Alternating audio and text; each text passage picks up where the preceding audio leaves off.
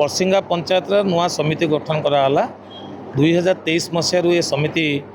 खुला होता किंतु कागज पत्र खुला होता कार्यकारी ही नाला ये मान्यवर विधायक आज करतल आज ये समिति खुला जाइए लाभवान ए समितिर ए पंचायत जो लोक मैंने जाऊे पाख पंचायत ऋण कारबार थर आरंभ कर धान बिक्री करने थर आरंभ कर सार बिहन आने पर्यंत बर्तमान से पंचायत आदिवासी माने ग्रामवासी माने एमान 50 किलोमीटर 30 किलोमीटर जावाक पड़ोनी एमाने निज गाँ भितर सबु प्रकार सुविधा सुजोग पाइबे ऋण नवा थर आरंभ करी धान बिक्री करने थर आरंभ करी सार बिहन विष एवं ये जो नुआ सरकार आईन मध्य जो समिति की एक निश्चिंत आज परसिंगा पंचायत एक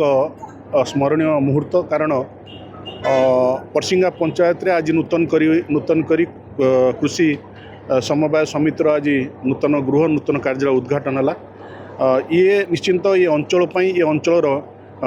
कृषक भाई भौणी आज एक खुशीर दिन ये सोसाइटी माध्यम ये अंचल कृषक माने ऋण सहित सार बिहन एवं कृषि संबंधी समस्त सुविधा पाइपर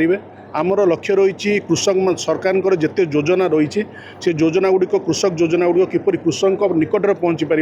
से आगामी दिन में अनेक जगार यहीपरी नूतन समिति खोल योजना रही चाषी तो बहुत उपकार हे ये समवाय समिति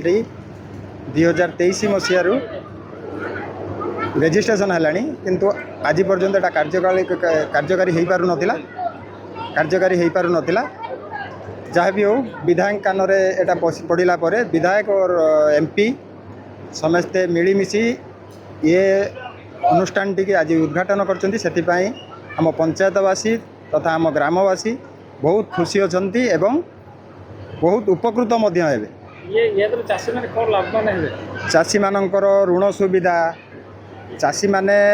जहाँ वर्तमान सरकार अच्छी महिला समिति मानक जो सुविधा सबु प्रकार सुविधा मिल।